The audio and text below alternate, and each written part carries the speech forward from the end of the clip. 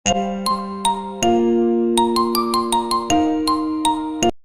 few moments later. আসসালামু আলাইকুম কলিজার আপুরা ভাইয়ারা, সবাই কেমন আছেন? আশা করি ভালো আছেন। রোজকার মতো নতুন একটা ভিডিও নিয়ে আপনাদের মাঝে হাজির হলাম। আমি বাংলাদেশি ব্লগার মৌ। তো আলহামদুলিল্লাহ আমি ভালো আছি। আপনাদের ভালোবাসায়, আল্লাহর রহমতে, অশেষ রহমতে। তো সকালবেলা যখন উঠছি তখন আর নাস্তা পাওয়া যায় না। তো 12টার বেশি হয়ে গেছে, এই জন্য সিঙ্গারা সমুচা এনে আর কি সকালকার নাস্তাটা খাইতেছি। আর এখন রান্না বসাবো। মুরগির মাংস ভেজে নিলাম, মুরগির মাংস ভেজে নিছি। এখানে পেঁয়াজ আর শুকনা মরিচ ভাজছি আর খাওয়ার জন্য। আর আজকে রান্না করব পোলাও, আর সাদা পোলাও আর ডিম রান্না করব। তো সবাই প্রথম থেকে শেষ পর্যন্ত ভিডিওটি দেখবেন, ভালো লাগলে চ্যানেলটি সাবস্ক্রাইব করে দিবেন। আর ভিডিওর মাঝে যদি কোনো ভুল ত্রুটি থেকে থাকে অবশ্যই ক্ষমার দৃষ্টিতে দেখবেন। কোন দিক দিয়ে খারাপ হয়েছে সেটাও বলবেন, ভালো লাগলেও বলবেন।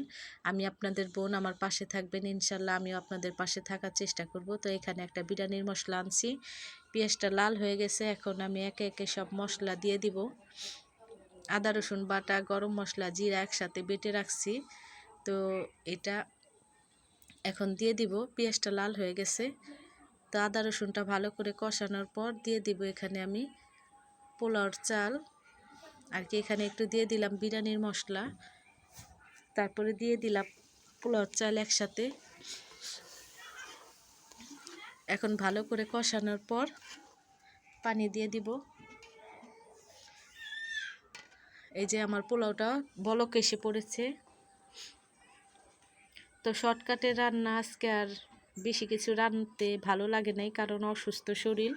তো ভাবলাম শর্টকাটে একটু রান্না করি। তো এই যে ডিমগুলো ছেলে নিছি, এখন কড়াই বসায় দিব। বসানোর পর তেল দিয়ে দিব। দিয়ে দিলাম তেল। তেলটা গরম হয়ে উঠলে দিয়ে দিব একটু লবণ, যাতে ডিমটা কড়ার মধ্যে লেগে না যায়। তো কে এভাবে করেন অবশ্যই কমেন্টে জানাবেন। আমি সবসময় কড়াই বসালে একটু লবণ দিয়ে দিই। এখন একে একে সব ডিম দিয়ে দিব, হালকা করে ভেজে নিব ডিমটি।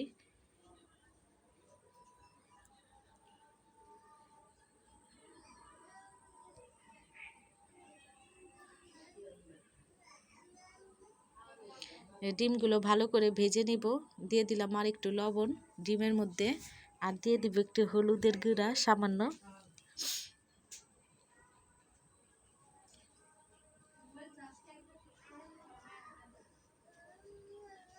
ভালো করে ভেজে নিতেছি।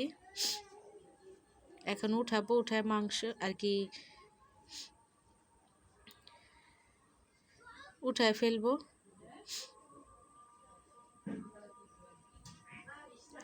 পেঁয়াজ দিয়ে দিলাম তেলের মধ্যে। পেঁয়াজটা লাল হওয়ার পরে দিয়ে দিলাম পানি, আদা রসুন বাটা।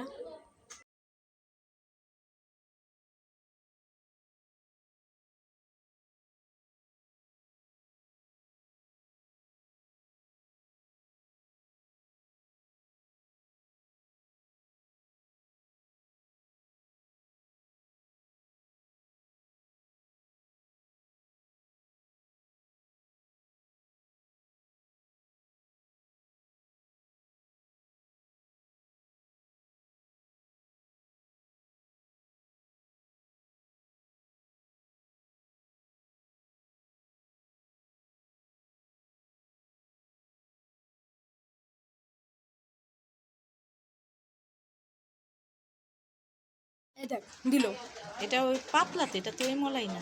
দিল এটা দেখছিস কত পাতলা।